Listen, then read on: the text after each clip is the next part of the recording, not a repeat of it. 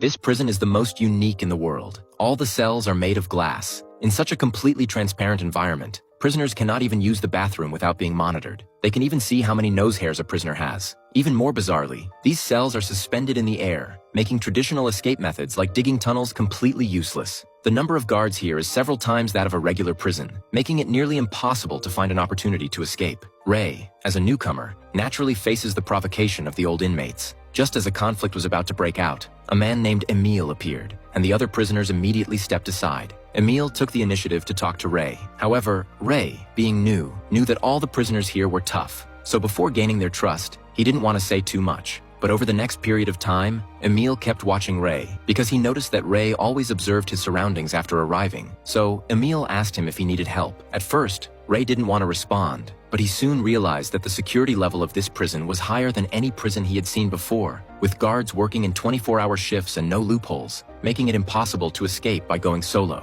So after Emile asked again, Ray finally stopped refusing and said he wanted to go to solitary confinement. This request is not difficult. They started to struggle, and soon after, the guards arrived and took Ray to solitary confinement. In solitary confinement, Ray began to observe his surroundings. Suddenly, a strong light shone in. The intensity of the light was so strong that it almost blinded him. But this wasn't just any regular light. It had a heating function, which quickly made the entire room as hot as a molten hell. Despite the pain, Ray endured and continued searching the floor. Finally, he discovered a potential flaw. A week later, Ray and Emile returned to the cells. Emile, curious, asked Ray what he used to do, but Ray wasn't willing to reveal his background. He simply asked Emile to help him find a smooth, round metal piece. What Ray didn't expect was that Emile had actually reported to the guards that someone was planning to escape. Soon, Emile was brought before the warden. When the warden questioned him, Emile remained silent, only drawing a picture of a butt on a piece of paper. The warden realized Emile was mocking him and immediately ordered harsher punishment.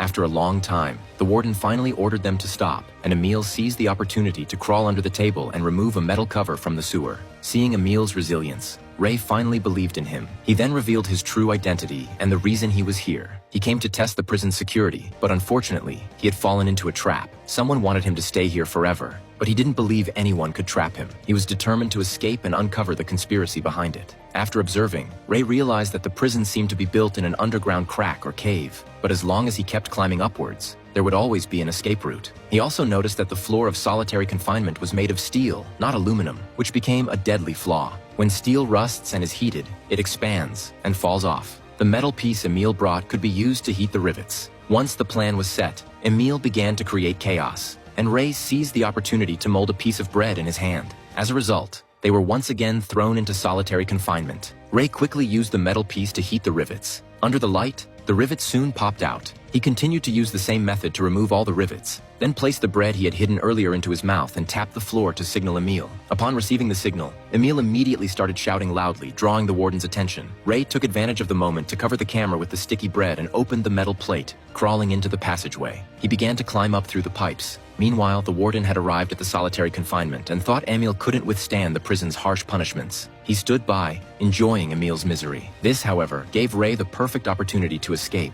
Unfortunately, he accidentally damaged the cable, causing the water pipes to burst and water flooded in quickly. When he finally climbed up through the pipes, he was shocked to discover that the prison wasn't located in an underground crack or cave at all, but on a huge cargo ship.